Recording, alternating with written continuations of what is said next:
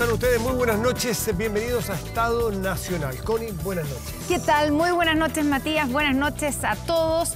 En la semana en que se cayeron los dos proyectos de retiro de fondos de pensiones, vuelve a ponerse el foco en la necesidad y urgencia de una reforma previsional y se sientan en la mesa, en el Consejo Superior Laboral, los empresarios, los trabajadores y el gobierno. Y dos de las tres partes de esa mesa están aquí representadas en Estado Nacional esta noche. Está con nosotros el presidente de los trabajadores, ¿cierto? El presidente de la CUT, David Acuña, que está además debutando porque hace un mes está en el cargo. David, bienvenido a Estado Nacional. No, muchas gracias por la invitación. Esperamos estar a la altura. Sí, pues. Y al otro lado, en la otra esquina, Juan Sutil, presidente de los empresarios de la Confederación de Producción y el Comercio. Juan, bienvenido a Estado Nacional. Muchas gracias, Connie. Gracias Juan, Matías, por estar aquí. Bueno, a los dos, el miércoles empieza esta mesa tripartita, empieza el trabajo en serio. Una buena señal es que se sienten que el gobierno cite esta mesa con tres patas. Imposible, si no sería una mesa coja de partida. ¿Cómo sienten ustedes el punto de partida, la invitación, cómo está la sensación para empezar a trabajar de verdad? Una sociedad que se ve bastante, en muchos ámbitos, no en todo, algo fracturada, en algunas partes hay que se fisuras, pero aquí se ve que están trabajando de buen ánimo para sacar algo junto adelante. El foco, reforma de pensiones. ¿Cómo está el ambiente, David? Mira, nosotros queremos entregar hoy día un énfasis distinto al diálogo social. Nosotros hemos planteado, el Consejo Superior Laboral se ejecutó el jueves pasado. El jueves pasado recién nosotros nos habíamos reunido anteriormente con la CPC, nos habíamos reunido con el gobierno, donde le hicimos una petición directamente, que pudieran participar los presidentes, tanto la ministra como Juan, dentro del Consejo, ya que antiguamente solamente participaban asesores. Nosotros como CUT participaron siempre, nuestras presidentas participaron de ahí. Entonces, ¿por qué? Porque queremos darle un énfasis distinto hoy día al diálogo. Nosotros creemos fuertemente en el diálogo social. Nosotros creemos que podemos generar cambios a través de esto, a través de poder sentarnos a conversar los actores principales para poder generar cambios reales. ¿Y ese cambio real en dónde es más urgente, Juan? ¿Por dónde tienen que partir? ¿Por dónde van a partir el miércoles cuando se sienten a la mesa? Bueno, mira, primero hay una cosa que es muy importante. En los países desarrollados, el tripartidismo, si lo queremos poner así, es una cosa que funciona y funciona bien. Me refiero a países como España, Portugal, Finlandia, Noruega, donde se definen ahí políticas públicas y que atañan al mundo del trabajo y especialmente al mundo laboral y al mundo de los empleadores. ¿Y aquí no ha funcionado? En cosas puntuales sí. El Consejo Superior Laboral fue producto de la reforma sindical o la reforma laboral de la presidenta Bachelet y desde ahí ha venido funcionando con ciertas atribuciones. Lo notable de este punto es que hoy día, tal como dice David, vamos supuestamente a tener un protagonismo mayor y yo creo que en materia de pensiones es fundamental coincidir en un diagnóstico y tratar de empujar una reforma. ¿Por qué? Porque cuando Chile entra a la OCDE hace más de 15 años, lo primero que dijeron los organismos internacionales era que teníamos que hacer una reforma de pensiones. Y lo que ocurrió es que el mundo político no fue capaz de ponerse de acuerdo. Entonces yo tengo bastante esperanza de que si logramos unificar un diagnóstico y buscar una solución, respetando también lo que piensa la ciudadanía, que es muy importante, yo creo que podemos avanzar. Y en ese sentido, usando una metáfora, yo diría que esto debiera ser como quien se pone la camiseta de la roja y al final vamos todos ahí, independiente del partido o del equipo que uno juegue. Juan, pero puede ser la roja, pero a algunos que les gusta jugar un 4-3-3, un 4-2-2, con laterales volantes. Todos somos técnicos.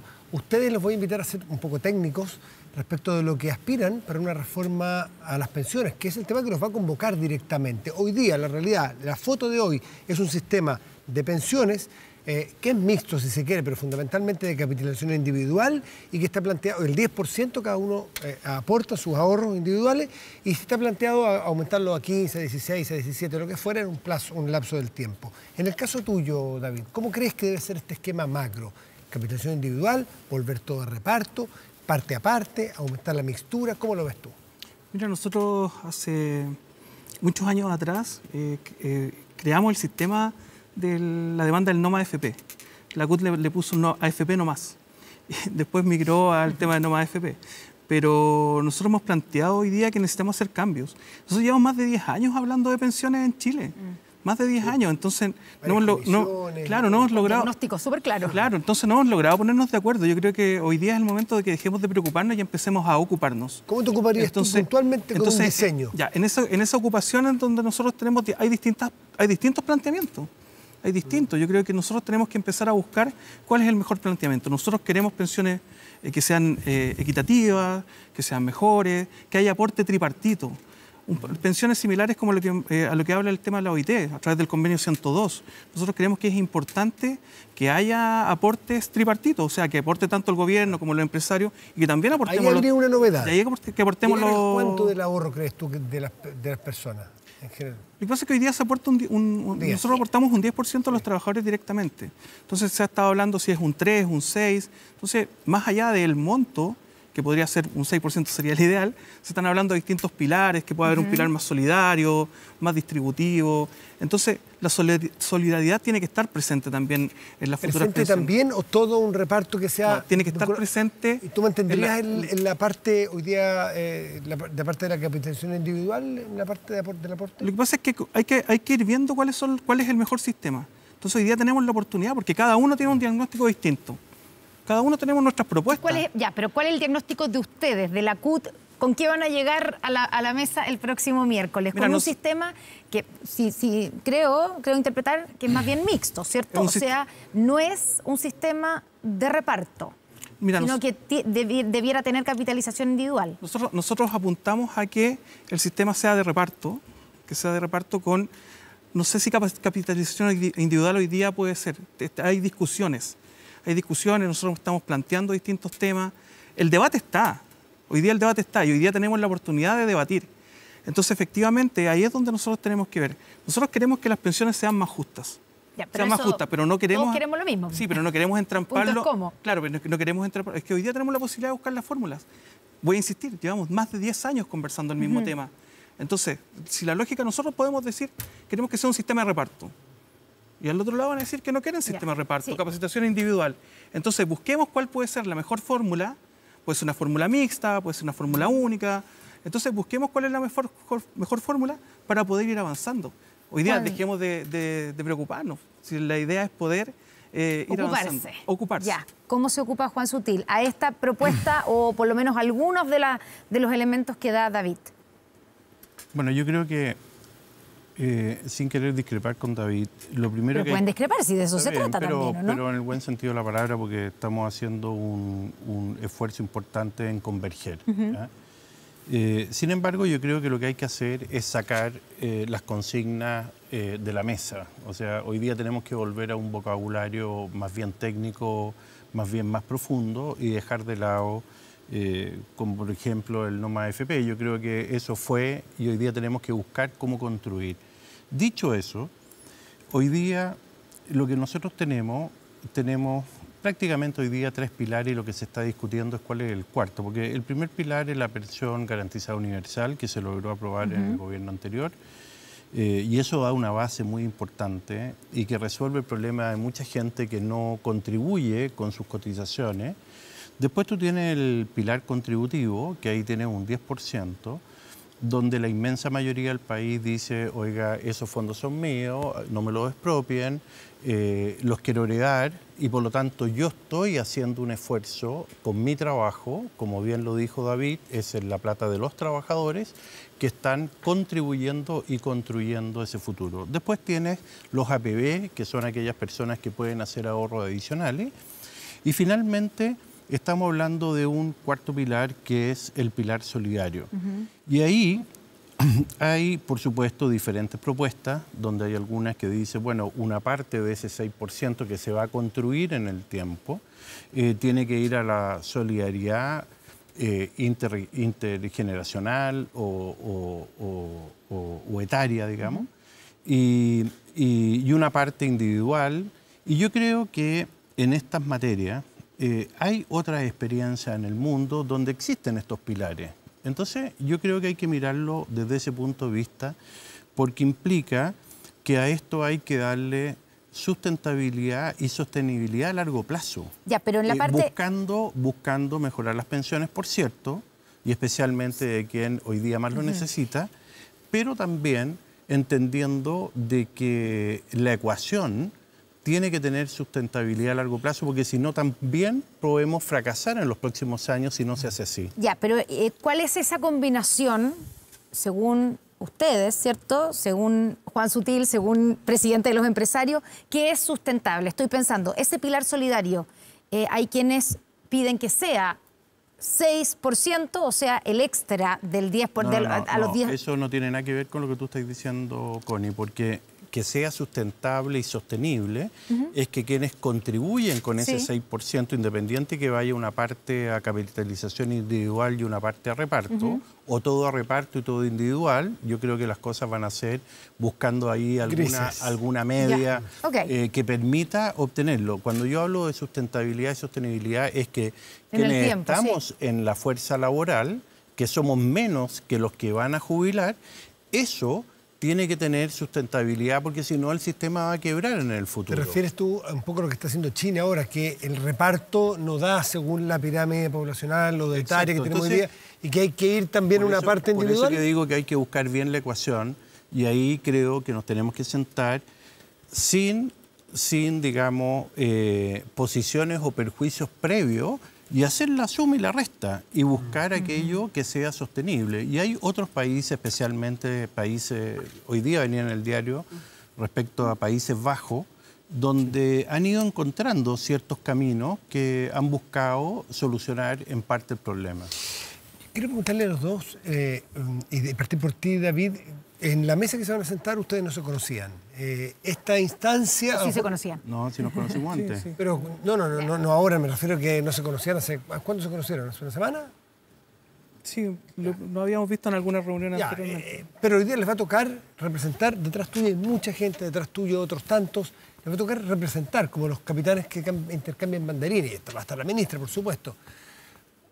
¿Cuál es la percepción que tienen ustedes del empresariado, desde la CUT?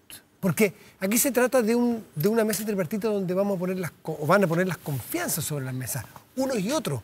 Los prejuicios, las conversas, los bordes del diálogo. De eso se trata cambiar. En un país donde existe desconfianza. Por eso lo pregunto así tan directamente, para aprovechar el tiempo que siempre es escaso. No, mira, yo solamente... ¿Qué le pediría a un empresario, así como después te voy a preguntar a Juan, qué le pediría a los trabajadores al momento de que nos sentemos? No, mira, nosotros... A ver, yo partí diciendo que nosotros creemos fuertemente en el diálogo. Fuertemente en el diálogo. Y yo vengo de un mundo del sector privado. Nosotros estamos acostumbrados a sentarnos siempre con nuestra contraparte. Nosotros hablamos aquí, somos una contraparte. La Central Unitaria de Trabajadores es una contraparte tanto de los gobiernos como también de los empresarios. Entonces nosotros nos declaramos como contraparte. Y esa contraparte tiene que ser dialogante. Nosotros creemos fuertemente en el diálogo, pero también en la movilización. Porque también, si el diálogo no existe, hay que movilizarse. Entonces es un concepto... ¿Dónde han visto ustedes los cuellos de botella del empresariado, donde ustedes se han encontrado tradicionalmente y que ustedes le pedirían al momento de sentarse a Juan, y lo que él representa, no a él, sino a lo que su representa, que depongan el momento de sentarse para poder avanzar en esta mesa, en este pacto que necesitamos? Yo voy a tomar una frase que en algún momento dijo Juan. Tenemos que dejar de escucharnos y tenemos que empezar a oírnos. Nosotros los trabajadores queremos que nos empiecen a oír. Hoy día tenemos la posibilidad, las que no tuvimos hace 4 años, de poder avanzar. Diagnósticos hay muchos. Mira, el tema de las pensiones, diagnósticos hay muchos, y cada uno tiene su propuesta. Y en parte de esas propuestas coincidimos. ¿No se han sentido oídos ustedes por el empresariado? Muchas veces los trabajadores no somos oídos tanto por los empresarios o por los gobiernos. Entonces no solamente... Y hoy día vemos una oportunidad. Hoy día vemos esta oportunidad de poder avanzar. de poder avanzar, de poder avanzar a construir. Ser oídos, pero eso es lo que salió, ser oídos, dice David. Juan, ¿qué es lo que le dirían ustedes? Si quieres contestarle sobre los oídos, ¿o qué le pedirías tú a los trabajadores? Mira, yo quiero agradecerle a la CUT a partir del cambio, cuando asume Silvia Silva como presidenta. Yo tuve varias reuniones con ella, incluso fuimos a Antofagasta juntos a trabajar. Y a David, cuando asumió, yo lo visité y lo fui a ver con toda la directiva de la Confederación. Y eso va marcando un cambio. ¿Y por qué lo digo y por qué lo agradezco? Porque en las administraciones anteriores yo no pude tener esa posibilidad de ser oído y escuchado, digamos. ¿Ah? Y hoy día las cosas son diferentes. Y eso... ¿Te refieres a Bárbara Figueroa como presidenta de la CUT? Sí, así fue en su época. Y sin embargo, nosotros sí seguimos trabajando a través del Foro Trabajadores y Empleadores, que es una institución que la conformamos con otras centrales, que es la CAT, la Central de Trabajadores de Chile, y la UNT. Y ahí estamos permanentemente trabajando y haciendo propuestas y hemos llegado a grandes acuerdos siempre. Y hoy día yo me alegro mucho de estar en la posibilidad de construir, porque la CUT es relevante, es un actor muy relevante. David dijo que les pediría a ustedes ser oídos la próxima vez que se sienten. Por supuesto. ¿Qué le pedirías tú a los trabajadores? Yo creo que nosotros tenemos que construir, o sea, Chile tiene una oportunidad de ir al desarrollo. Y la única posibilidad de ir al desarrollo es a través de un buen diálogo y de la construcción de acuerdos que además dejen muchas veces el aspecto político de lado y vayamos también mezclando el aspecto técnico fundamental para llegar a acuerdos políticos. Déjame interpretar, le estás pidiendo que se desideologice un poco el liderazgo de los trabajadores. No, yo creo que ya está. Pero entonces, ¿qué le pedirías? ¿Cuál es la pega pendiente de los trabajadores a tu juicio? No, yo estoy bien, yo estoy conforme. Lo fui a visitar, tuvimos ahí hicimos con la contraparte. O sea, yo creo que si nosotros miramos aquellos intereses que son comunes, como existe en los países europeos, yo siempre he dicho, si vamos a firmar para ir a Finlandia, Nueva Zelanda, Portugal, España, yo digo, bueno, ¿dónde firmo? ¿Y cómo construimos aquello? Ahora, si nos vamos a quedar en la retórica de Latinoamérica y en la media de la tabla, yo no lo firmo. Quiero preguntarles por sueldo mínimo. Hay un par de temas, digamos, en el tema laboral que, además de la reforma previsional, ¿cierto?, que va a concentrar y que tiene concentrada la agenda. Sueldo mínimo. ¿Se podrá llegar a un sueldo mínimo de 400.000 pesos este año, como ha prometido el gobierno, David? Nosotros hoy día estamos en las negociaciones del salario mínimo. Entonces ya hemos avanzado ya. De aquí a fin de año van a haber 400.000 pesos. Lo que nosotros le hemos planteado al gobierno es en qué fechas va a ser esa llegada a los 400.000 pesos. O sea, nosotros esperamos prontamente poder llegar, bueno, ya la próxima semana, poder firmar el acuerdo del incremento del salario mínimo. ¿Cuál es la fecha que ustedes proponen? Mira, nosotros propusimos que ahora fuera en mayo, la primera cuota, y la segunda cuota que fuera no más allá de septiembre o septiembre. Entonces, porque va a ser en 2 cuotas, porque también tiene que ver un impacto, porque el incremento va a ser sustantivo, o sea, va a subir 50.000 pesos el salario mínimo, cosa que no había subido en muchos años. O sea, en septiembre las personas recibirían 400.000 pesos. Esperamos que sea así. Juan, ¿eso es posible desde el punto de vista de ustedes, pensando en las pymes sobre todo? Mira, en el gobierno anterior yo me desmarqué de una negociación del último reajuste del sueldo mínimo, porque yo pienso de los que debiéramos tratar de escalar. Y también creo que es importante, dentro de la formalidad, tenemos mucha informalidad, especialmente en el mundo de la pequeña o la pequeña mediana. ¿Por qué? Porque hay muchos rubros donde los trabajadores ganan el mínimo, pero cotizan por el mínimo y a veces ganan el doble. Especialmente, por ejemplo, en la industria de los restaurantes, donde las propinas o las comisiones no van y eso genera se desvirtúa, y pasa también en sectores de la construcción, de la agricultura y otros. Por lo tanto, yo creo que hay espacios. Lo que sí... ¿Hay espacios para que en septiembre estén 400.000 pesos firmados? Pero sí, ahí es muy importante entender que sí hay un porcentaje de pymes que no lo puede absorber. Que va a necesitar un subsidio. Y que van a necesitar, y ahí está el ingreso mínimo garantizado, que fue un elemento bien particular y efectivo, y que cumplió un propósito muy importante en el gobierno anterior. Incluso hoy día Ignacio Briones lo destaca en el Mercurio. Yo creo que eso hay que mirarlo bien para no generar un impacto en esas pymes, digamos. Es decir, los dos creen que para septiembre se podrá estar en 400.000 pesos como sueldo mínimo. Sí, mira, nosotros hemos apuntado también... Yo no sé si septiembre, pero yo creo que debiéramos alcanzar. Pero si no es septiembre, ¿qué es diciembre? Porque... Bueno, yo no soy parte de esa negociación, así que la desconozco, porque pueden haber varias razones. Pueden haber razones técnicas, pueden haber razones políticas, puede haber razones de negociación. Pero son los que tienen que pagar ustedes, los 400.000 pesos. Bueno, yo creo que... ¿Es posible pensar en que en septiembre se paguen 400.000 pesos de sueldo mínimo? Es un poquito más complejo, Connie, porque también hay que pensar que estamos en una situación económica compleja, estamos con un impacto de inflación, estamos también con una recuperación de empleos, pero bastante más precario. Por lo tanto, yo creo que es muy importante que haya incentivos claros para la formalidad del empleo. Entonces, es ahí donde tú tienes que entrar a discutir esto, porque... Si tú vas por el ingreso mínimo garantizado, probablemente el sueldo mínimo se podría quedar atrás. Ahora, yo creo que el país sí está en condiciones de ir a ese sueldo mínimo. No creo que no. Pero la pregunta es cuál va a ser la combinación técnica para poderlo lograr. ¿Tú querías agregar algo? Porque queremos entrar en el tema de las 40 horas también, que es otro que estaba pendiente. Sí, agregar algo que es básicamente el tema de lo que nombraba Juan, el tema de las bajas también de las remuneraciones. Que va de la mano también con lo que hablábamos anteriormente, con el tema de las pensiones. Porque en Chile también ha ido bajando el tema de los sueldos. Las remuneraciones en sí han ido bajando. Los últimos 5 o 6 años han ido bajando. Yo vengo de un sector que es el sector comercio.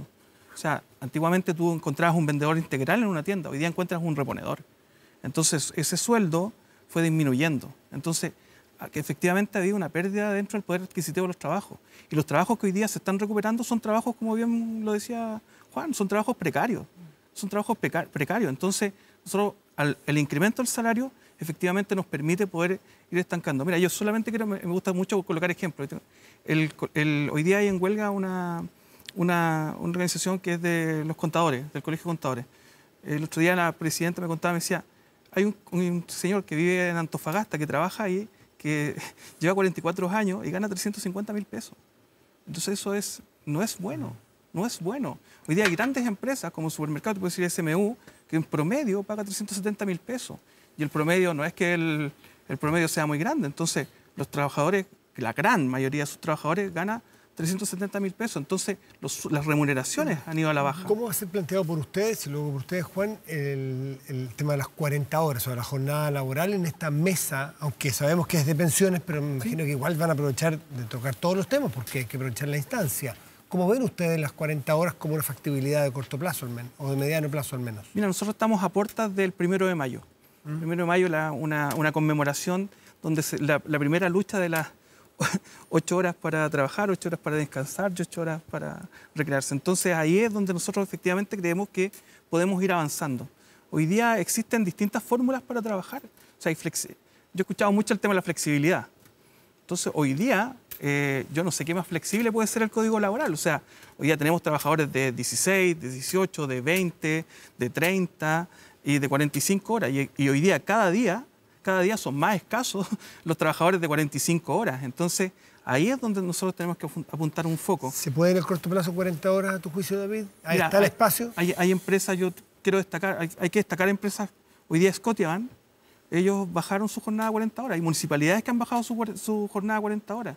Y también hay ¿Qué pasa con las medianas y las más pequeñas? Claro. Mira, son procesos. Aquí nosotros, todo lo que está planteando aquí hoy día es la gradualidad. Han dado rondando mucho esa palabra, gradualidad. Nosotros creemos en la gradualidad, pero no en la gradualidad de 20 años. ¿En qué gradualidad? Una gradualidad a corto plazo y más real. ¿Y eso significa qué? Podrían ser un par de años. ¿Es posible, Juan, reducir la jornada laboral a 40 horas? Yo creo que, ¿Y en qué plazo? Yo creo que hay que mirarlo bien porque es bien complejo desde el punto de vista del sistema económico. Sin duda, toda economía que va avanzando y todo país que va creciendo tiende a ir a trabajar menos horas. La gran mayoría de los países del mundo hoy tienen 40 horas. Son muy poquitos los que tienen menos y cada vez quedan menos que tienen más horas. Sin embargo, eso va amarrado a productividad, flexibilidad, como dice David, adaptabilidad, e incluso hay países muy exitosos que tienen hora por hora. Entonces, o por jornada, o por un cuarto jornada, o por media jornada, pero todo formal. Entonces, yo creo que se puede avanzar, sin duda. Yo creo que la gradualidad debiera ir quizás un poco más largo, porque hay áreas, ponte tú, de la economía que son muy complejas. La minería con menos de 42 horas tiene un tremendo problema, fruto de las formas en que ellos se han puesto de acuerdo para hacer estos turnos y este trabajo, que ha sido una forma de ponerse de acuerdo trabajadores y empleadores. En la industria de los restaurantes, para ellos es un impacto enorme en materia de costo. Por lo tanto, también requiere todo lo que es hotelería, turismo y otros. Por lo tanto, creo que nosotros debiéramos, junto con tomar todas estas medidas, yo se lo he dicho al gobierno en reiteradas ocasiones a diferentes ministros, también pensar que esto tiene que tener una suerte de acuerdo de gobernabilidad que permita no solo pensar en una reforma tributaria, no solo pensar en una reforma en los horarios laborales, no solo en los tributos y no solo en lo que viene sindical, sino que también en materia de inversiones, estabilidad, seguridad, largo plazo, para que esto funcione, porque si no tenemos empresas que inviertan y se desarrollen y no tengamos eso, tampoco tendremos empleos de calidad. Por lo tanto, esto tiene que ser una mirada global. Esa mirada global da espacio para pensar que las 40 horas estén próximas. Por eso que reitero, Matías, si nosotros vamos a pensar en el Chile del futuro, en el Chile de cómo conquistamos los crecimientos para llegar a ser un país desarrollado con estabilidad, sin duda tenemos que tratar todas estas materias. Por ejemplo, yo conozco muy bien el caso de España. En el caso de España existe la negociación sectorial o ramal, que se llama. Y ahí las empresas se ponen, o las áreas se ponen de acuerdo en un mínimo común y después cada empresa negocia con sus trabajadores en función de su particularidad. Y no hay ningún drama. Y también en materia de horarios existe más flexibilidad para llegar a esos acuerdos.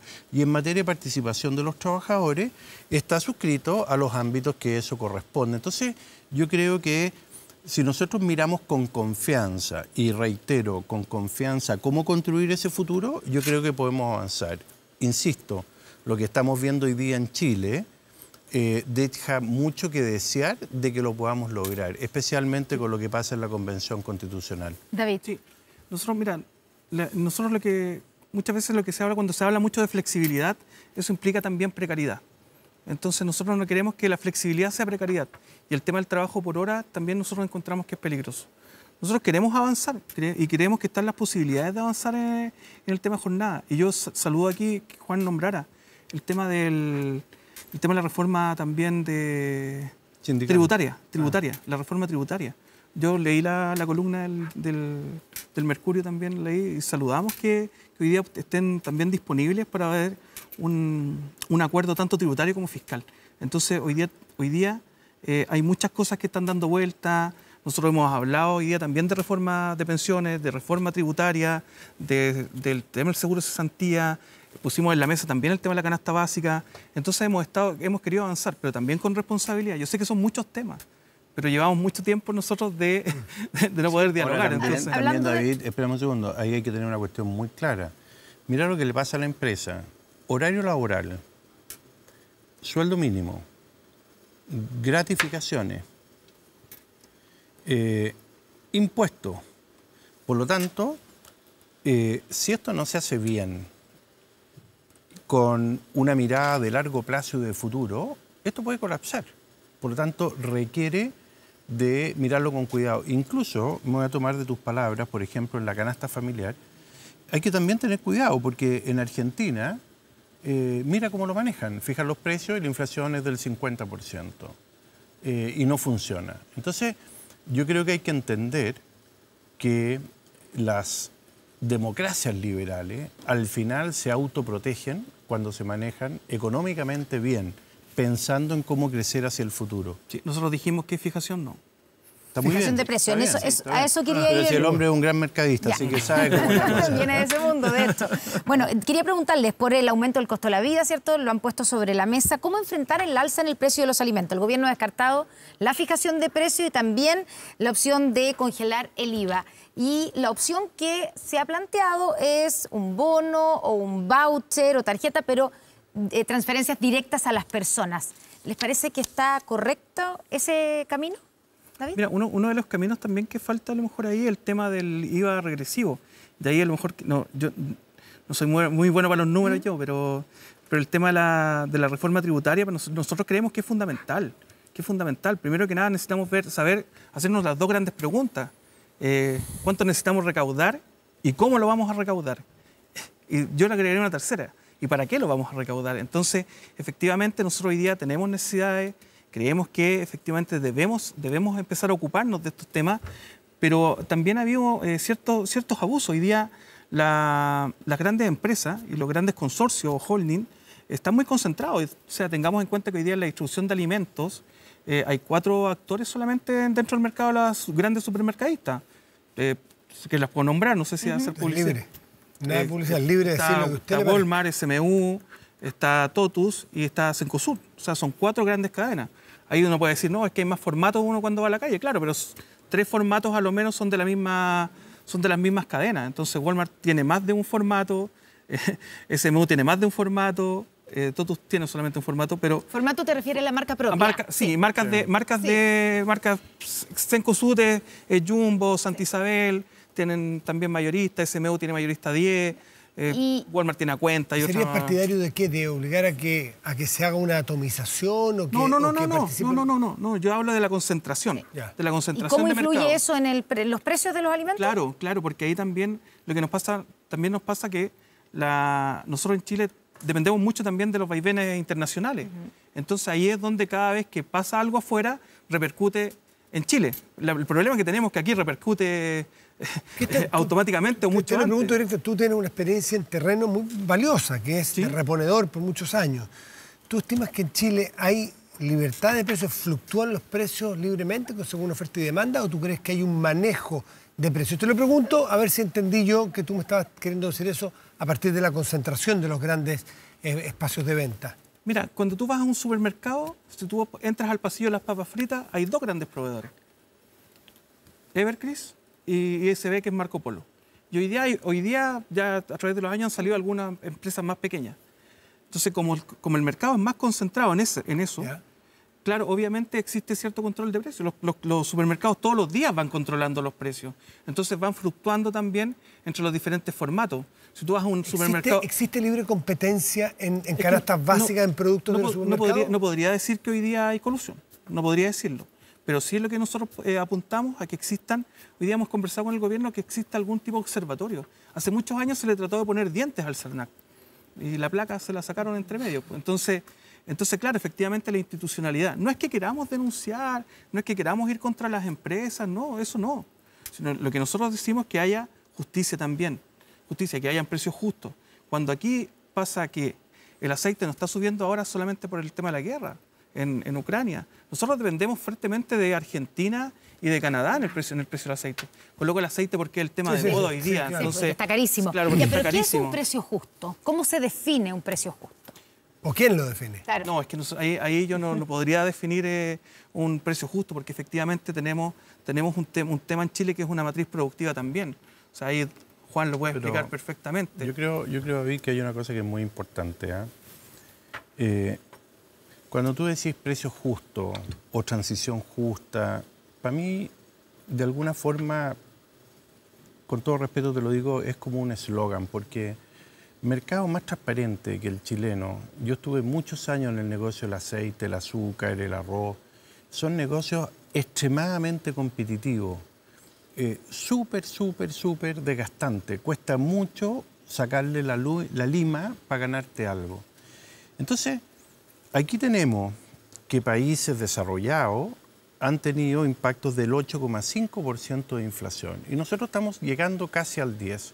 ¿Por qué estamos llegando casi al 10%? Porque tuvimos los retiros de los fondos de pensiones que generó una demanda agregada el año pasado muy fuerte en muchas materias porque la gente pudo adquirir más cosas y eso generó también inflación. Entonces, yo creo que es importante ir también a la data. Una data importante, porque aquí hay mucho relato y poco dato, es que ha crecido fuertemente la cadena alternativa a las cadenas de supermercados, como dice David. Y ha crecido fuerte. ¿Cómo cuáles? Bueno, por ejemplo, tú tenías el Super 9, que hoy día ya está llegando prácticamente a 28 locales. El Super Ganga, que está en 20 y tantos locales. Supermercado El Tit, Kunwart, que han ido creciendo, han vuelto a crecer en las regiones con salas buenas, importantes. Y también el almacén o los mini market o los supermercados. ¿Quieres decir que no existe tal concentración de los espacios de venta, del mercado, como dice David? Lo que estoy diciendo es que eso se está atomizando con mucha fuerza. Tanto así que hay locales que no han sido rehabilitados fruto del estallido social, que se quemaron y que dejaron de existir. Por lo tanto, en esos barrios lo que hay es que han crecido el comercio local. Por lo tanto, está ocurriendo que esté hoy día las grandes cadenas disminuyendo en participación y creciendo en participación las otras. Y quiero volver un poco atrás respecto de la flexibilidad. En el caso de los países desarrollados, por ejemplo, que tienen 40 horas, sí tienen más flexibilidades, por ejemplo, para poder pactar horarios o jornadas, dependiendo de los peaks o dependiendo de los momentos que hay una baja. Por ejemplo, los problemas que tiene Chile de productividad en materia minera son operaciones continuas y la ley exige que todos los trabajadores tienen que almorzar a la misma hora. Y yo digo, chuta, debiera haber flexibilidad y que hubiera un turno, por ejemplo, de 200 trabajadores que almuercen a la 1, los otros a las 2. Ese tipo de flexibilidad usted no tiene problema, ¿no? Para los PIC o para... Es que esa flexibilidad hoy día existe. De hecho, los pactos de flexibilidad horaria también están dentro. El problema es que tienen que ser negociados con los trabajadores. A David y a Juan les queremos agradecer esta conversación, que es un preámbulo de lo que tendrán con la ministra a partir del día miércoles y obviamente deseamos que tenga éxito hacia adelante en el entendimiento que se requiere para este pacto. Por nuestra parte vamos a hacer un esfuerzo importante y confío que David también y creo que es la manera que tenemos que construir acuerdos hacia el futuro. Sí, yo quiero recoger el guante de don Juan cuando habla de que nos profesionalicemos también y hablemos técnicamente. Los dirigentes sindicales también tenemos harta también preparación. Yo quiero destacar también nosotros David esas palabras. En el tema económico nosotros estamos trabajando con un compañero, Marcos González, quiero mandarle un saludo también, que también es un experto ahí, así que vamos a estar con todos nuestros equipos técnicos para también poner la voz de los trabajadores. David, me refería en términos generales. Sí, generales, porque hay mucho relato y poca data, ¿cachai? Es que ahí en reforma tributaria vamos a tener un desafío, que el gobierno entregue también los números. Exactamente. Así que ahí vamos a tener hartos desafíos para poder ir Quedan temas, quedan temas. Los trabajadores tenemos los pies puestos en el presente, pero con una mirada de futuro. Muy bien. David y Juan, muchísimas gracias a los dos por estar aquí. Y vamos a ir con un panel de constituyentes, un panel político, a analizar esta semana que ha sido intensísima en la convención. Y la que viene, que será clave para definir el sistema político. También la instalación del gobierno de Gabriel Boric. Todo eso a la vuelta de estas imágenes, que son un poco el resumen de la semana. Los argumentos que pusimos sobre la mesa al menos hicieron que una mayoría de 82 parlamentarios y parlamentarias no estuvieran de acuerdo con la idea de legislar. Por lo tanto, al menos nuestra interpretación es que en términos políticos no hay apoyo para un retiro masivo. Nosotros estamos por eso empujando que se busquen las alternativas ante el vacío que quedó. Ahora intensificamos nuestro trabajo en la agenda, en las negociaciones que están en curso, en la reforma previsional. Es necesario pasar a la discusión de los temas de fondo, en particular la reforma previsional. Y por lo tanto, terminar con la pretensión de que a través de los ahorros personales se pueden resolver crisis o desigualdades estructurales. Nosotros lo que sí tenemos claro es que aquí la seguridad social se tiene que instalar en el país. Y es un desafío ponernos de acuerdo. No hay ningún riesgo de expropiación, embargabilidad o falta de herencia, como lo que pretende instalar la derecha. Y yo creo que el gobierno cometió un error al abrir ese debate aquí y en la Convención Constitucional. La buena noticia es que aquí se han aprobado derechos sociales que son importantes y que nosotros hemos contribuido con nuestros votos. La mala noticia es que son derechos sociales rascas. Y son rascas porque si pensamos en las pensiones, vamos a tener un sistema únicamente estatal. Dejen de lanzar voladores de luces.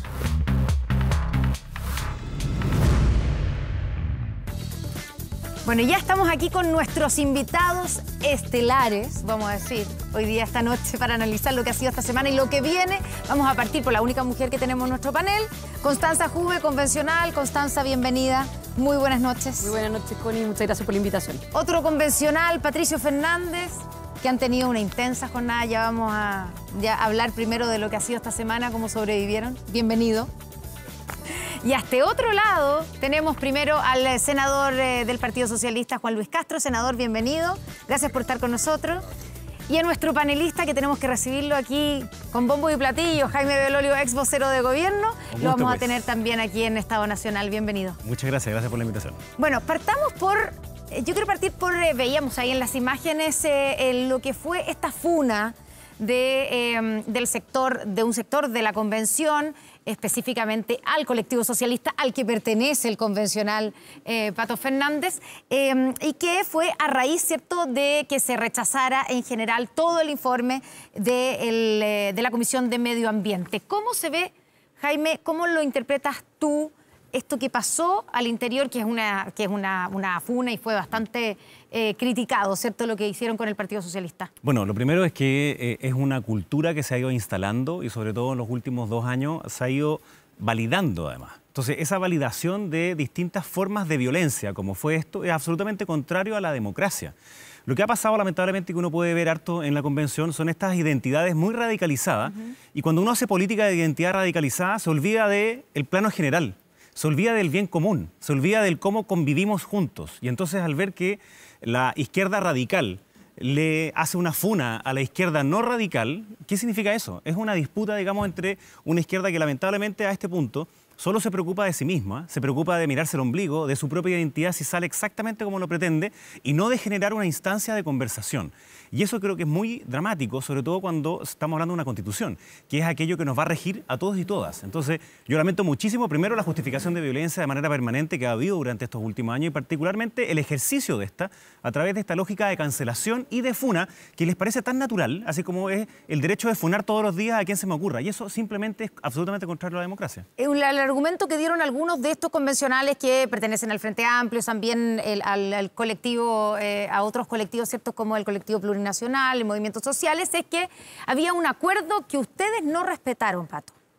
No, yo creo que ahí hubo hay un equívoco y una confusión, porque primero ese día todos los distintos colectivos comentaban entre sí, al interior y entre colectivos, lo poco feliz que era el informe. Ese era un acuerdo bastante transversal, no había quien encontrara... Era un mal informe, el de la Comisión de Medio Ambiente. Sí. Y eso lo compartían todos los colectivos. Se discutió durante el día si esto, o sea, qué sería mejor, si aprobarlo en general, rechazando las normas en particular o rechazarlo directamente en general para ahorrarse ese paso por esas normas. Durante el día la mayor parte de los colectivos acordó lo otro. Ahora, y el colectivo socialista lo rechazó en general. O sea, ¿no es verdad que ustedes habían llegado a un acuerdo con el resto de los colectivos? En primer lugar, eso, no. Pero en segundo lugar, aquí hay otro equívoco, porque el argumento que decían para ese acuerdo era que dado que ahí había una persona del colectivo socialista, quería decir que todo lo que ahí se acordara era algo así como un compromiso del colectivo. Lo que queda desmentido por la historia misma de la convención, porque si así sucediera, no se rechazarían en el Pleno la inmensa cantidad de cosas que permanentemente se rechazan, que son bastante más que las que se aprueban, dicho sea de paso. Por lo tanto, hay algo ahí que no se corresponde, digamos. Menos mal, pues si no tendríamos más problemas. ¿Qué es lo que a uno lo lleva a decir que los 2/3 funcionan y que aquí... Ahora, respecto al tema que comentaba Jaime, esto es especialmente lamentable en la convención, porque si alguna razón profunda tiene el proceso constituyente, es servir además de encausador de la situación de la que veníamos, es decir, unos mundos quebrados, un espacio de manifestaciones callejeras, porque no nos olvidemos, digamos, en qué estaba el país justo antes de esto, encuentra o debía estar llamado a encontrar acá un lugar de encuentro. Un lugar de encuentro que además a mí me gusta mucho exaltar, que se produce en el espacio donde se construyó la República en buena parte de su historia y donde se interrumpió, digamos, todo esto el 11 de septiembre del 73 y se viene a retomar acá. Por lo tanto, el no entender que estamos en una construcción conjunta, que estamos justamente para que lo que ahí sucedió no pase, para enfatizar la democracia, para revalorizarla, para reactualizarla, creo que es algo que no se puede perder de vista. ¿Fue suficiente o es suficiente las disculpas que dio la presidenta de la convención en nombre de la convención, digamos, no porque ella haya hecho la funa, sino que María Elisa Quintero pidió disculpas públicas al colectivo socialista? ¿Cómo quedaron ustedes después de eso? ¿Se les acercó la misma gente que había funado, que les había dicho traidores, porque les gritaron traidores varias veces? ¿Se acercaron a pedir Se acercaron disculpas? muchos, se acercaron varios. Ahora, ¿Y qué explicación dieron? Se acercaban, pero, o sea, se pedían era una excusa, pero mira lo que hicieron. Yo creo eso sí que va pasando, también llevamos un par de semanas, en los que también lo que va asomando acá es mayor personalidad de un mundo que dice, buena parte del distanciamiento que la ciudadanía puede sentir con la convención tiene que ver con estos tonos. Buena parte de lo que a muchos en Chile le recriminan a lo que ha estado pasando acá tiene que ver con la incapacidad de construcción de diálogo, de entendimiento y de atención al otro. Y por lo tanto yo creo que es creciente el número que dicen no vamos a estar más disponibles para transar determinadas cosas. En lo sucesivo vamos poniéndonos de acuerdo desde lugares muy claros y donde está muy claro lo que cada uno defiende. Y yo creo que ese también es un giro que veamos cómo se va dando y cómo construimos en los espacios por venir un tono bien distinto al que muchas veces ha acontecido acá. Constanza. Sí, yo creo que hay un sector importante de la Convención Constitucional que no cree que las diferencias políticas válidas, ¿ya? Hay un sector importante que cree que tiene el monopolio de la verdad y en ese contexto evidentemente que el eje pasa por, ya no por izquierdas y derechas, sino que el eje pasa por quienes creen en la democracia y quienes no creen en la democracia.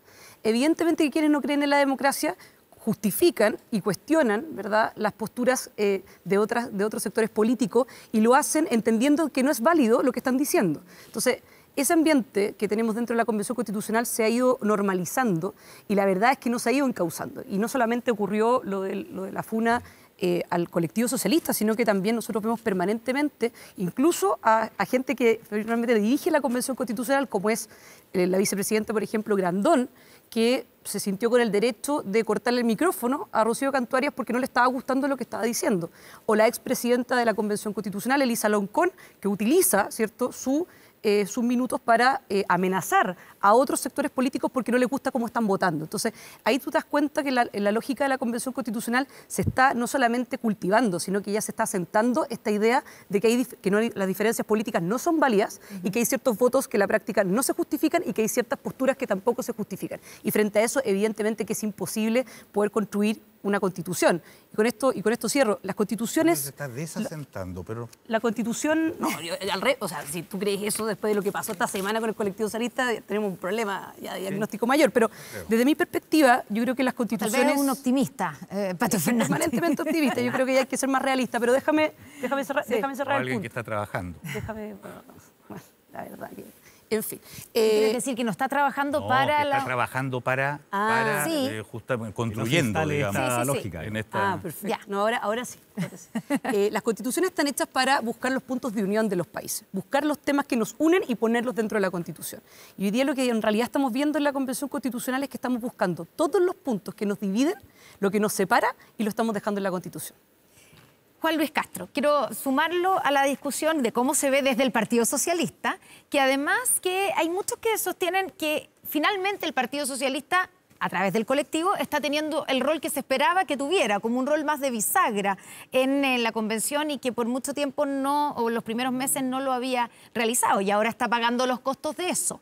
Pero además un partido que se ha enfrentado directamente a la convención por el tema de la desaparición del Senado. ¿Cómo se ve desde ahí? No solo ocurrió en la convención el agravio. Una diputada del Frente Amplio esta semana, a raíz del tormentoso debate del retiro, agravió también al Partido Socialista y pasó lo mismo, disculpas, en fin, está bien. Yo me quedo con lo que dijo el presidente Boric, que fue enfático en decir que era inaceptable una conducta de esta naturaleza. Desde afuera, ustedes son los constituyentes, yo veo un microclima de pronto muy exaltado de parte de algunas personas, con muy poca tolerancia, y como parangón de lo que dijo el propio presidente cuando habló de las turbulencias, ¿verdad?, en el inicio del gobierno, yo lo homologo también a la constituyente, porque pueden haber ruidos, como los hay, pero lo que a la gente le importa es el aterrizaje. Todo cuando nos ha tocado a algunos la gracia de subirnos a un avión, sabemos que pueden haber zarandeos en algún momento, pero todo lo que pensamos es o que esto no se caiga y que el aterrizaje sea correcto. El aterrizaje para mí es el resultado final, la nueva Constitución, que nosotros apoyamos, pero nos hemos sentido, los socialistas, en parte excluidos o perseguidos en algún grado, no victimizándose, pero sí diciendo cuidado porque aquí hay fuerzas de izquierda que no queremos ir a competir por quién es más de izquierda, de la izquierda, de la izquierda. No se trata de eso. Aquí nosotros fijamos una posición, los constituyentes, tú eres independiente, pero estás en un colectivo, nosotros conversamos, nunca influimos, sino que simplemente escuchamos, pero eso, creo yo, puede homologarse a la suerte del gobierno. ¿Por qué? Porque en algún minuto, dado que el gobierno, a quien yo apoyo, por supuesto, sin embargo, está marcando una señal que a mí me parece positiva, pero tiene un grado de incertidumbre, porque no podemos dejar de mirar el producto final, no podemos a ciegas decir sí, no, nosotros queremos ir a una prueba. Como dijo el presidente, cualquier constitución o cualquier cosa va a ser mejor que una redactada por 4 generales. Y aquí te digo algo que es del colectivo de la bancada de senadores del Partido Socialista. Para nosotros, si eventualmente triunfara el rechazo, no podría significar ello el fin del proceso constituyente. Debiera ser un escenario que ojalá políticamente se pueda consensuar o pactar previamente, pero no podría clausurarse y decir volvemos a la Constitución del 80. Yo creo que en eso hay que explorar un acuerdo también razonable en el Congreso respecto a un escenario hipotético de lo que puede suceder. Ya, pero entonces eso está significando lo que está diciendo, senador, es que habría que ya estar poniéndose en la posibilidad de un rechazo y por lo tanto estar explorando una tercera vía. No, la tercera vía me parece a mí que ya fracasó, que no hay condiciones para eso.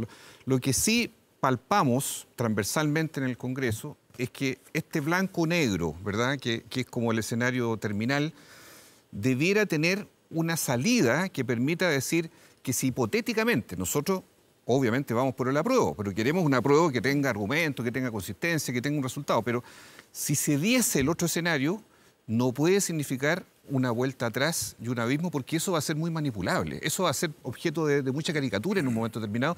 Y yo creo que nadie en Chile, si se diera ese mal escenario, quisiera retrotraerse a incluso antes de lo que fue el plebiscito constituyente del año antepasado. Jaime, el presidente Gabriel Boric, lo dijo también la ministra del Interior, y lo han repetido, que el gobierno no es neutral y no puede ser neutral frente a la Convención Constitucional. Mira, yo creo dos cosas. Primero, que ellos tienen una confusión en eso. O sea, ellos pueden tener una opinión en favor. Ahora, yo encuentro que hacer una opinión en favor de una Constitución con los temas que hoy día ya se están tocando, que son muy graves, como la plurinacionalidad, que no son capaces ellos mismos de defender cuál es el contenido de esa expresión, o sea, un significante vacío que cada cual lo representa como quiere, siendo que es la base esencial. Está en el capítulo 1, o sea, va a ser lo más importante, se define el país así. En todos los capítulos. Y sin embargo no se sabe lo que es. Entonces ya hay una cuestión que es muy, muy grave. Lo segundo, estos sistemas de justicia, estos 11 naciones que van a tener cada uno un estatuto distinto. La lógica regional que al final llega a tal punto que uno no sabe exactamente cómo vamos a tener un Estado que sea capaz de entregar estos beneficios sociales, estos derechos sociales que se quieren hacer. Porque uno necesita también un Estado unitario que sea capaz de tener una red general. Entonces, hay muchos aspectos que yo creo que son súper, súper graves, tal como están hoy día, y que espero que en ese aterrizaje efectivamente se puedan cambiar. Y el presidente es quien puede hacer cambiar eso. O sea, todo está... Bueno, yo creo que, dado que es su coalición... Supuestamente es un órgano autónomo. ¿Cómo puede intervenir el presidente? Es autónomo, pero también es autónomo la Cámara de Diputados y el Senado. Entonces, pero él influye en su coalición de manera que puedan dirigirse hacia uno y otro lado. Pero lo que te iba a decir es que una cosa es que ellos tengan una opinión, que puedan influir en lo que pasa en la convención de manera que todos podamos aprobar y que estemos en una constitución de todas y todas y no de múltiples grupos radicales que quieren imponerse frente a los otros, que es lamentablemente lo que hemos visto hasta ahora. Y otra cosa es que ellos, estando en el Ejecutivo, no den la facilidad para que ambas alternativas puedan estar presentes. O sea, hay un deber de probidad en donde el gobierno no puede interferir en las elecciones.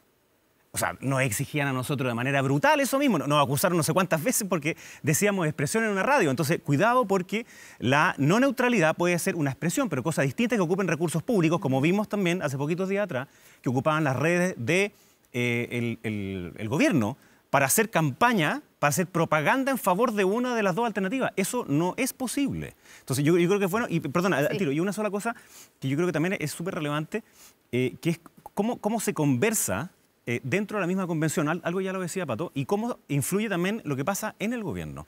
Hoy día hemos visto que un gobierno que va a la baja sostenidamente y la misma convención va a la baja y está en una crisis. Pero si se sigue negando la realidad de la crisis de la convención, es difícil que pueda salir a flote. Pato. Ya, no, varias cosas. Sí, veo que anotas y anotas y tomando apuntes. Sí, porque ¿Cómo le vas a contestar a Jaime Belolio? No, y al senador. Lo primero, yo creo que lo que uno espera de los partidos progresistas de Chile es su compromiso con el buen éxito de este proceso. Un partido como el socialista que empieza a pensar más bien en lugar de cómo ayudar y colaborar a que esto tenga éxito, empieza a pensar cómo se sale del paso. Por eso. No es lo que he tratado de decir. Por eso, no, lo pongo así. O sea, lo que uno esperaría del mundo progresista chileno es que se comprometa al máximo hasta el último minuto para que esto salga bien. Jaime decía algunas cosas que son imprecisas o son directamente no son así.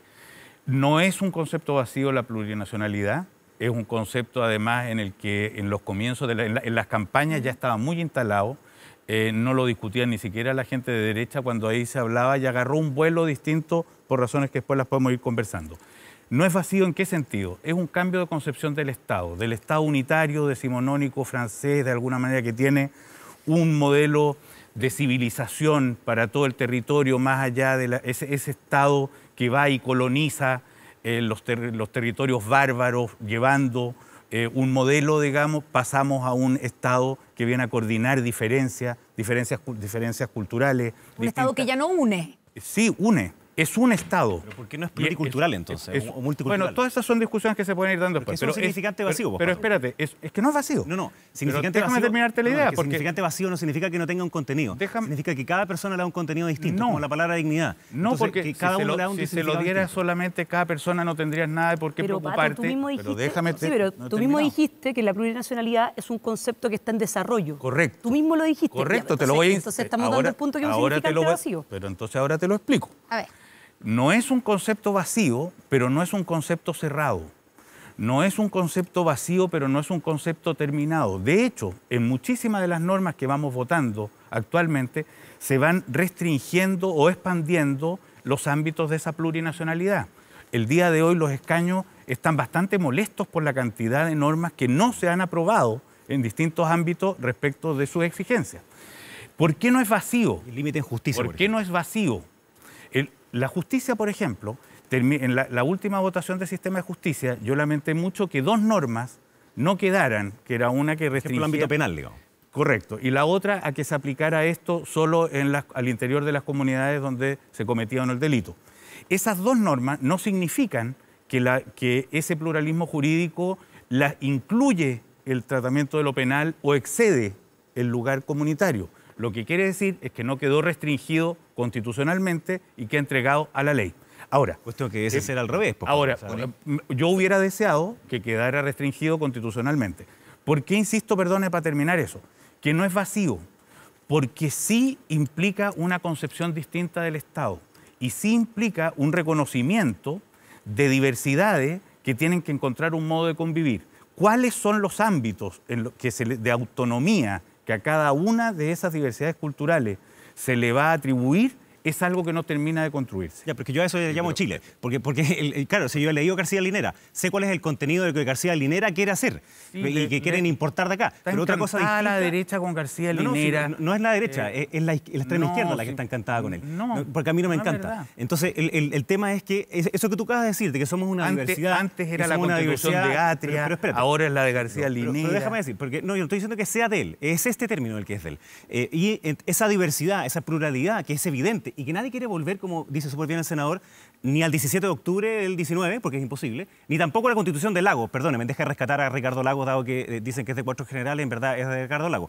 Entonces, nadie quiere volver a eso. Pero el punto es que cuando uno empieza a decir frases o palabras o expresiones que no tienen un contenido específico, particularmente cuando son la base de la Constitución, entonces estamos frente a un significante vacío. Lo que quiero creer, déjame solo con un punto muy corto. Sí, está bien, pero me quedo callado. Un punto. Estamos en medio de nadie puede negar el conflicto que existe en Chile con los pueblos originarios, con el pueblo mapuche en particular.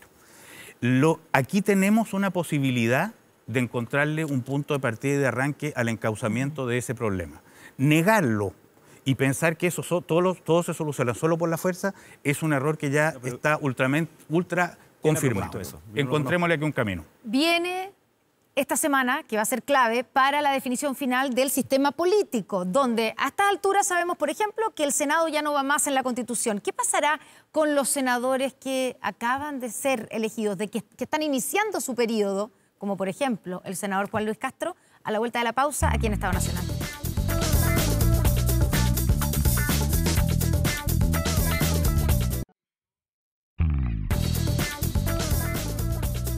Estamos de vuelta aquí en Estado Nacional, son las 23:46. Habíamos dejado una pregunta planteada. Senador Juan Luis Castro, usted fue electo en noviembre como senador por los próximos 8 años, hasta el 2030. Pero el Senado, en esta nueva Constitución, si se aprueba, no va a existir.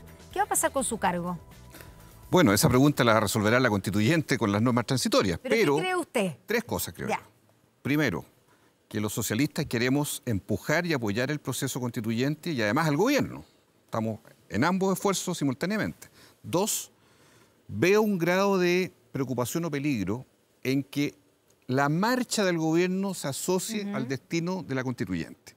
O sea, que no vaya a suceder, y esto lo hemos expresado los socialistas de distintas autoridades, que termine siendo el plebiscito del presidente Boric y su gobierno más que el plebiscito de la constituyente. Ese es un temor que lo dejo planteado porque las cosas hay que tratar de buscar el punto razonable para que la constituyente se instale con toda su independencia, con su producto final. Y me imagino que también tiene el temor de, no digo su propio cargo. ¿Qué pasa con las autoridades? ¿Qué pasa con los senadores si es que se elimina el Senado? Hay gente que incluso nos dice, no, si ustedes son corporativistas, en defensa.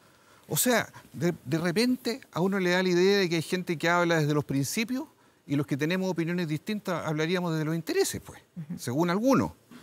Me preocupa, Connie, que no se respeten los mandatos populares. Porque si hay gente que dice el Senado, una cosa vetusta, yo le digo ya, se lo compro hasta el 2006, cuando había 9 senadores diciendo, ya, te lo compro. Cuando están los senadores designados. Exacto. Sí. Hoy día el Senado tiene toda la popularidad en cuanto a respaldo, en cuanto a sistema proporcional, se completó en esta última elección. 50, y yo digo una cosa, o sea, a ver, hay gente que dice no porque son obstruccionistas. ¿Por qué hay escaños reservados en la constituyente? No fue gracias a la Cámara de Diputados.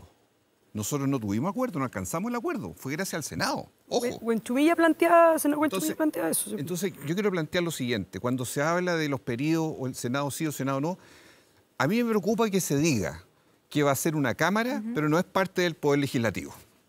¿Qué es esto? O sea, solo va a poder opinar en una ley de origen regional, solo en el presupuesto, solo en determinadas cosas.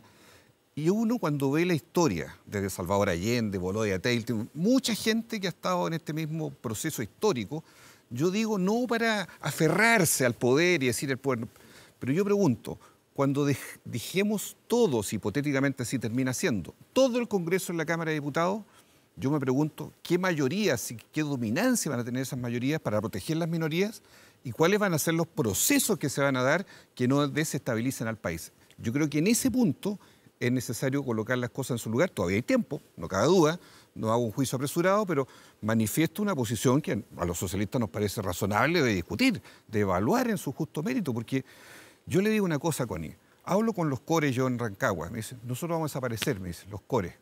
20 cores hay en O'Higgins, vamos a desaparecer. ¿Y qué viene? No sabemos. Plop. Escuché hoy día alcalde que también dice, oiga, nosotros que nos cortaron el periodo a una reelección, ¿qué vamos a hacer? No se sabe. Nos hubiera gustado, me decían alcaldes de Pichilemu, que hubiera mayor participación ciudadana en los municipios, una norma, ya, un tema súper sensible, más que la reelección o la reelección. En resumen, yo creo que si la sala de máquinas, como se le denomina a todo el sistema político, ¿sí? Yo creo que tiene que haber una reflexión del equipo político del gobierno. Esto yo no lo digo en privado, lo digo abiertamente. ¿Para qué? Dado que no va a haber neutralidad, está dicho, entonces, si tampoco va a haber interferencia ni intervencionismo, que no corresponde, sino que diálogo, y así se está haciendo, yo creo que aquí hay una línea de cierta confrontación que tiene que terminar de armonizarse a propósito de las cosas, porque nosotros hemos tenido mucha dificultad con los comunistas. Sí, pues. Y resulta que uno mira y la ley 20.200, que es la que dio origen al proceso constituyente, estábamos de diputado yo en esa época, fue rechazada por los comunistas, los regionalistas, los ecologistas verdes, entre otros. El proceso entero fue rechazado. Se acusó que era entre cuatro paredes, que no se recogía. Entonces, a ver. Vamos poniendo las cosas en su lugar. ¿A todos nos interesa que tenga éxito? Sí. Pero nos interesa que también haya sensatez para que las transformaciones, y nadie aquí quiere ser inmovilista ni tenerle miedo al cambio, nosotros queremos abrirnos a todos los cambios, pero que sea una constitución que genere más esperanza que incertidumbre, que nos parece clave. ¿Cómo se soluciona el destino de los 50 senadores? Sí, primero déjame hacerme cargo de un par de cosas que quedaron del bloque anterior que creo que es importante poder aclarar. Lo primero, en relación con el gobierno y la postura que está tomando el gobierno, la verdad es de que yo creo que todo partió con una declaración muy irresponsable y desde mi punto de vista torpe del presidente Boric al momento de decir de que cualquier constitución que salga de la Convención Constitucional va a ser mejor que la Constitución actual. O sea, yo creo que ahí él ya mismo se metió dentro de este escenario y por supuesto comprometió al gobierno y por lo tanto lo que plantea el senador es absolutamente razonable en cuanto a que el gobierno derechamente ya está metido dentro de esto y obviamente se politiza aún más, ¿cierto?, el plebiscito. Lo segundo, voy a ir a lo del Senado, pero déjame, porque ya que no me dejaron hablar luego, entonces déjame solamente aclarar un par de cosas. En materia de plurinacionalidad... ¿Estás acusando sesgo aquí? No. Ya, adelante. No, yo no ando haciendo ahí victipuntos con el tema del género, pero en materia de plurinacionalidad yo creo que es importante aclarar lo que ya se ha aprobado.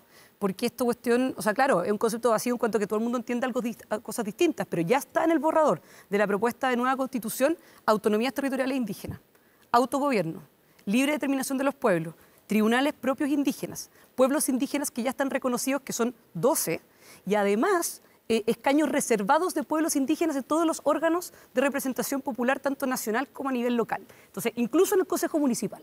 Por lo tanto, el tema de la plurinacionalidad, esto como un concepto, como súper hermoso, muy bonito, donde en realidad es un punto de unión, no es tan así. O sea, el concepto indigenista finalmente también se está convirtiendo... Tiene una fase. Tiene una bajada que es bastante compleja porque es muy separatista. O sea, bueno, no me dijiste que te iba a quedar callado, pues déjame terminar. Entonces, la Constitución se ha vuelto una Constitución indigenista y una Constitución separatista, y la muestra de eso son los artículos que están aprobados. Voy al tema del Senado. Sí, voy al Senado. Bueno, me tocó estar en esa... O sea, estoy en esa comisión. Sistema político, sí. Acá es importante aclarar de que no hubo ningún argumento serio, ninguno, para eliminar el Senado. Ninguno.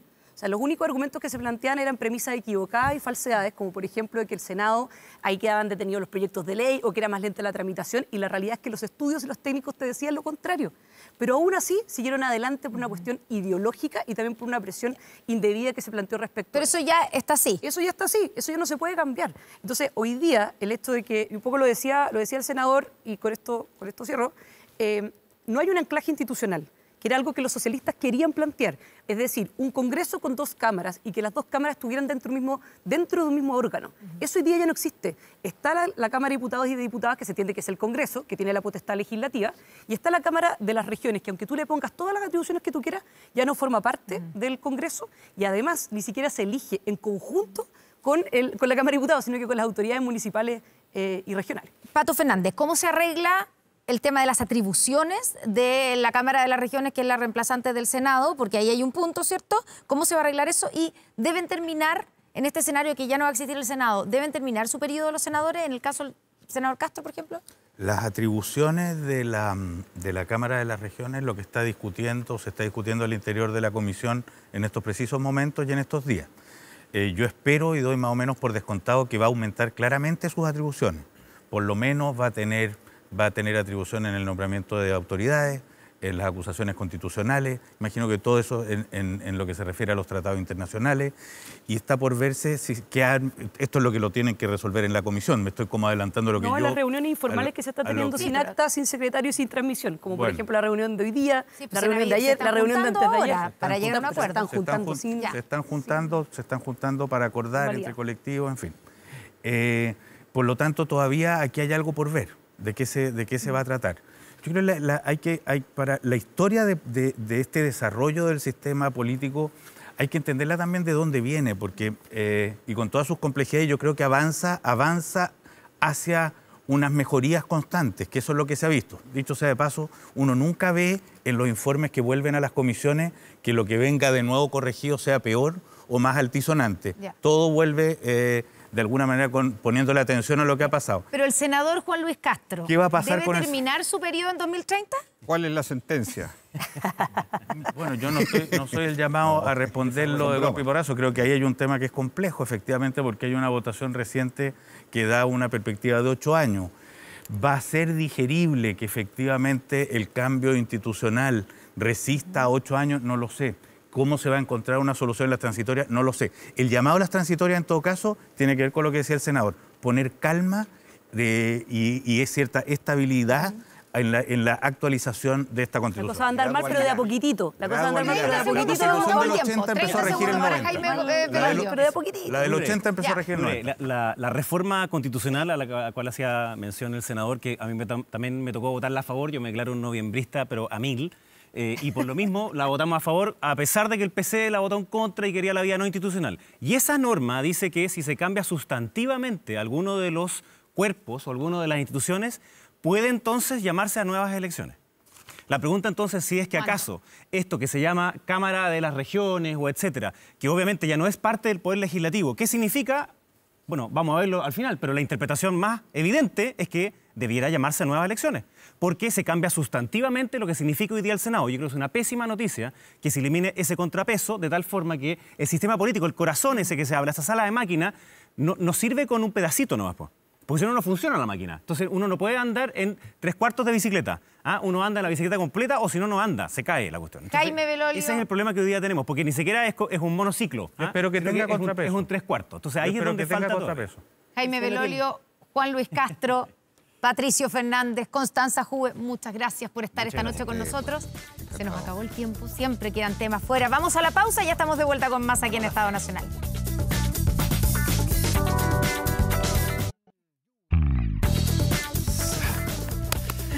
De vuelta y para despedirnos. Siempre nos quedan tantos y tantos temas. Pero esta semana hay que estar atentos porque nos reencontramos en una más. Sí, clave, es una semana clave para el futuro del sistema político chileno, porque aquí se va a ver, digamos, mañana se vence el plazo para presentar las indicaciones a ese informe del sistema político. Y para este martes una buena noticia. ¿Cómo es eso? Lluvias, mucha lluvia. Eso no puede ser sino muy bueno, pero ojo porque se anuncia también que puede haber tormentas y puede haber algunas complicaciones. Hay que prepararse. Hay que prepararse. Hay que limpiar las canaletas. Entre otras cosas, pero viene lluvia, cae agua, al menos en esta zona central, que eso es bueno, sin duda. Connie, hasta el próximo domingo.